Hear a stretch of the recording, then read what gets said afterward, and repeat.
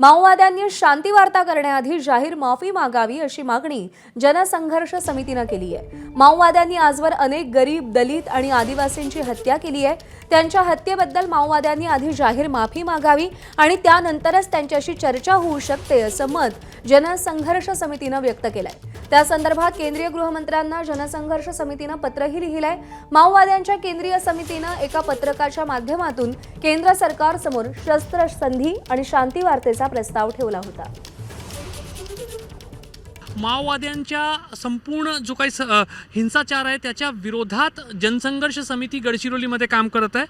दत्ताजी, काय आपली मागणी आहे किंवा काय म्हणणं आहे? माओवाद्यांनी जो एक शस्त्रसंधीचा आणि शांती वार्ता असा शब्द त्यांनी घेतलेला आहे, तर जो प्रस्ताव दिलेला त्या संदर्भात काय म्हणणं आहे?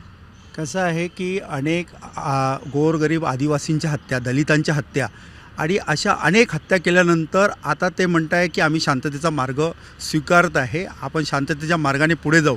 पण हे स्वीकारण्यासारखं नाही आहे। ज्यांनी अनेकांच्या हत्या केल्या ते स्वीकारण्यासारखं नाही आहे। म्हणून आम्ही केंद्रीय गृहमंत्री अमितजी शहा यांना आम्ही एक पत्र लिहिलं आहे आणि पत्रामध्ये त्यांना 5 सूचना केलेल्या आहे की या सूचनांचा आपण कमीत कमी त्याच्यावर विचार करावा। अनेक दलितांच्या हत्या केलेल्या आहे, मग या दलितांची त्यांनी माफी मागितली पाहिजे आणि माफी मागितल्यानंतर त्यांनी म्हटलं पाहिजे की आम्ही जो बाबासाहेबांनी दिलेला संविधानिक मार्ग आहे तो आम्ही स्वीकारणार आणि त्या मार्गावर चालणार। असंही म्हटलं जातं की अबुजमाडमध्ये जमिनीच्या खाली मोठ्या प्रमाणात शस्त्रसाठा जो आहे तो गाळून ठेवण्यात आलेला आहे।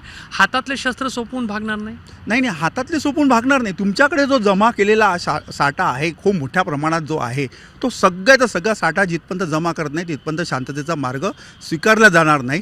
दुसरं असं की यांच्या खूप साऱ्या फ्रंटल ऑर्गनायझेशन आहे, या सगळ्या संघटनांना म्हणजे गोठवलं पाहिजे की त्यांनी म्हटलं पाहिजे की आता हे संपलेलं आहे, आता आपण या संघटनेचा वापर करणार नाही। त्यांनी सरेंडर केलं पाहिजे। चर्चा तोपर्यंत सरकारने करू नये? तोपर्यंत सरकारने कोणतीही चर्चा करू नये। त्यांना या सगळ्या गोष्टीचा विचार करायला लावावं, नंतरच या सगळ्या गोष्टीवर आपण जावं असं आम्ही केंद्रीय गृहमंत्र्यांना सुचवलेलं आहे की बा हे सगळं करतात। माओवाद्यांचा जो चर्चेचा, शांततेचा, शस्त्रसंधीचा जो प्रस्ताव आहे तो स्वीकारताना अनेक अटी त्यांच्याकडून मान्य करून घेण्यात यावं आणि सर्वात महत्त्वाचा की माओवाद्यांनी भारताचा संविधान स्वीकारलेला आहे हे त्यांच्याकडून मान्य करून घेतल्यानंतरच त्यांच्यासोबत कुठलीही चर्चा केली पाहिजे।